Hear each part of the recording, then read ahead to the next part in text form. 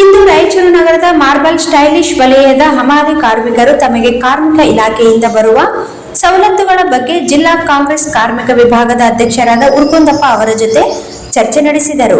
ಕೆಲಸದಲ್ಲಿ ದಿವಸ ಆದಾಗ ಕೆಲವರ ಕೈಕಾಲುಗಳು ಕಟ್ಟಾಗಿದ್ದು ಅವುಗಳಿಗೆ ಪರಿಹಾರ ಮತ್ತು ವೇದಿಕೆ ಚಿಕಿತ್ಸೆ ಬಗ್ಗೆ ಚರ್ಚೆ ಮಾಡಿದರು. ಈ ಸಂದರ್ಭದಲ್ಲಿ ಮಾತನಾಡಿದ ಉರ್ಕುಂದಪ್ಪ ಅವರು, ನಿಮಗೆ ಕಾರ್ಮಿಕ ಇಲಾಖೆ ಎಲ್ಲಾ ಸೌಲಭ್ಯಗಳು ಸಿಗುತ್ತವೆ.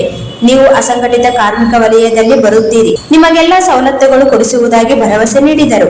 ತಕ್ಷಣ ಕಾರ್ಮಿಕ ಇಲಾಖೆಯಿಂದ ಗುರುತಿನ ಕಾರ್ಡು ಪಡೆಯುವಂತೆ ಸಲಹೆ ನೀಡಿದರು. ಸರ್ಕಾರ ನೋಡಿ ಇವತ್ತು ಉದ್ಯಮ ಏನು ನೌಕರಿ ಮಾಡ್ತಾರಲ್ಲ ಅವರಿಗೆ PF ಸರ್ಕಾರ ಕೊಡ್ತದ. ಅಕಸ್ಮಾತ್ ಏನಾನ ಮೃತಪಟ್ಟರೆ ಮಕ್ಕಳು ದುಡ್ಡು ಬರ್ತಾವ ಅವ್ರ ಮನೆಗೆ. ಇದು ಕೂಡ ಅಷ್ಟೇ, ನೀವು ಏನು ಕಾರ್ಡ್ ಬರ್ತದಲ್ಲ ನೀವು ಸರ್ಕಾರ ಉದ್ಯಮದಲ್ಲಿದ್ದಂಗೆ ಇದು ರಿಯಲ್ ಆಗಿ ಇದು ಹಿಂಗೆ ಅರ್ಥ ಮಾಡ್ಕೋಬೇಕು ನಾವು. ಈ ಸುಮ್ಮನೆ ಇಂಡಿಪೆಂಡೆಂಟ್ ಈಗ ನೀವು ಏನನ್ನ ಅಕಸ್ಮಾತ್ ನೀವು ಹೋಗೋ ದಾರಿಯಲ್ಲಿ ಏನನ್ನ ಆಯಿತು, ಬಂಡೆ ಬಿತ್ತು ಸತ್ತರೆ ನಿಮ್ಮ ಮನೆಗೆ ₹1 ಕೊಡೋರಿಲ್ಲ ಅಲ್ಲಿ ಮಾಲೀಕರು. ಕೈ ಬೆರಳು ಅವು ಇವು ಕಟ್ಟೋದು ಎಷ್ಟು ಕೊಡೋದ್ರೆ ಒಂದು ನಿನ್ನ ಮೇಲೆ ಜಾಸ್ತಿ ಪ್ರೀತಿ ಮಮಕಾರ ಇದ್ದರೆ ಅವ್ರು ನಮ್ಮಲ್ಲಿ ಮಾಡ್ತಾನಪ್ಪ ಅಂದರೆ ಅವು ಬೇಕಿದ್ದ ಮನಸ್ಸಿಗೆ ಮಾತ್ರ ಒಂದು 10-20 ಸಾವಿರ ಕೊಡ್ಬೋದು.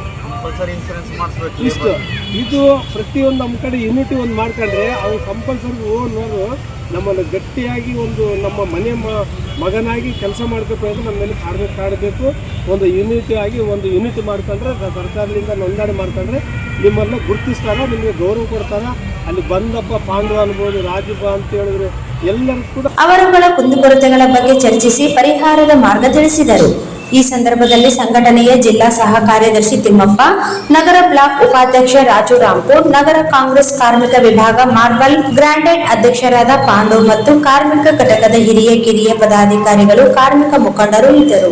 ಒಂದು ಇದಿರ್ತದೆ, ಸರ್ಕಾರ ಮನುಷ್ಯರೇ ಅಲ್ಲ. ನಾವು ಸುಮ್ಮನೆ ನಮ್ಮ ಏನೋ ಬೆಳಿಗ್ಗೆ ಎದ್ದರೆ ಮನುಷ್ಯನ ಕಷ್ಟ ಕಾಲದಲ್ಲಿ ನಾವು ಹೋಗ್ತಾ ಇರ್ತೀವಿ, ನೀವಿಲ್ಲ ಅದು ಬಿಟ್ಟರೆ. ಅದಕ್ಕೆ ನಮ್ಮ ಎಲ್ಲ ಯುವಕರು ಮಾಡಕತ್ತೀರಿ, ಅದು ನಮ್ಗೆ ಗೊತ್ತಾಗ್ತದ. ದಯವಿಟ್ಟು ನೀವು ಪಾಂಡವರಿಗೆ ಒಂದು ಸಹಕಾರ ಕೊಡ್ರಿ.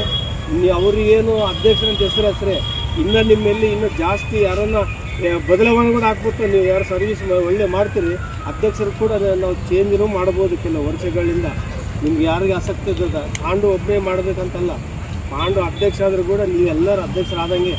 ಇದರಲ್ಲಿ ಸಮಪಾಲು ಅಂತಾರಲ್ಲ, ನೀವೆಲ್ಲ ಒಂದಾಗಿ ಕಾರ್ಮಿಕರಾಗಿ ಇದು ಮಾಡಿದ್ರೆ ನೀವು ಗಟ್ಟಿಯಾಗಿ ಒಂದು ಜಿಲ್ಲೆಯಲ್ಲಿ ಯಾರು ಮಾಡಲಾರ್ದ ನೀವು ಮಾಡಿದ್ರೆ ಅವ್ರು ನೋಡೋಕ್ಕವರು ಕೂಡ ಕಾರ್ಮಿಕರಿಗೆ ಇನ್ನೊಬ್ಬರು ಪರವಾಗಿಲ್ಲ ಅಂತಕ್ಕಂಥ ಒಂದು ಶಕ್ತಿಯಾಗಿ ಮಾಡಬೇಕು.